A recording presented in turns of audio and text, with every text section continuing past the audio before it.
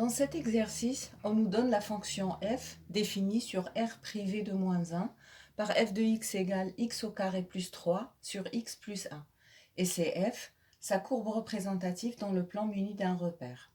Alors, c'est une fonction rationnelle dont le numérateur est un binôme de second degré et le dénominateur est un binôme de premier degré.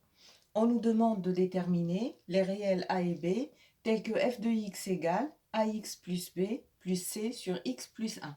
Donc, on nous demande de trouver une autre forme de la fonction f.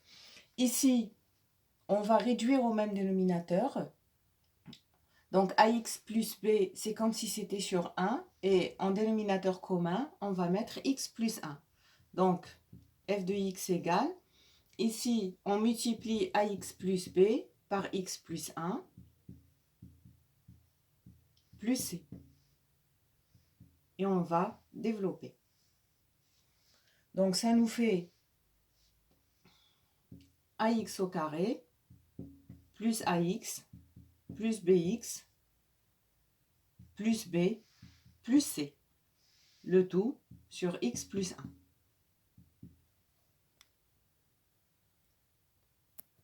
Donc, ça nous fait ax au carré plus, on va mettre en facteur x. Au lieu de le mettre devant, on peut le mettre après. Donc, ça fait x facteur de a plus b plus c. Le tout sur x plus 1.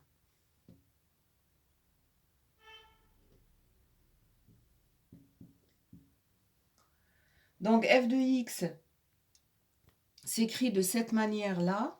Or, f de x est aussi égal à x au carré plus 3 sur x plus 1. Donc, f de x, d'une part, égale à x au carré plus a plus bx plus b plus c sur x plus 1. Et d'autre part, elle est égale à x au carré plus 3 sur x plus 1. Par identification, on peut dire que ax au carré plus a plus b facteur de x plus b plus c est égal à x au carré plus 3. Donc, on va identifier les coefficients des termes qui ont le même exposant.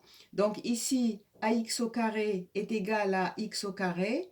Donc, a est égal à 1. Le coefficient de x au carré ici est égal à 1. Donc, par identification, on obtient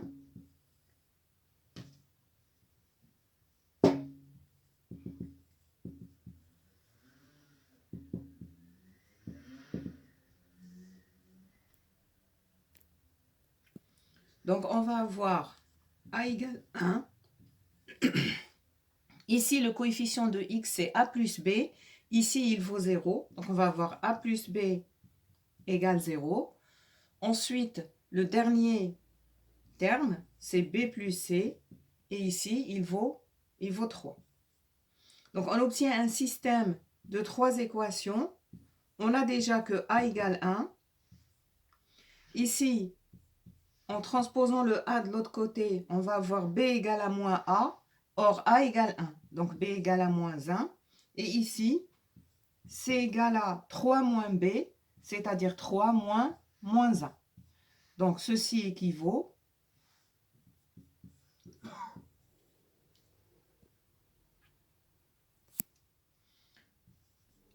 a égale 1, b égale à moins 1, et c égale 4. Ainsi, nous venons de déterminer les réels a, b et c. Donc, dans une autre vidéo, nous allons résoudre une deuxième question à la suite de ce problème. Et l'exercice est terminé.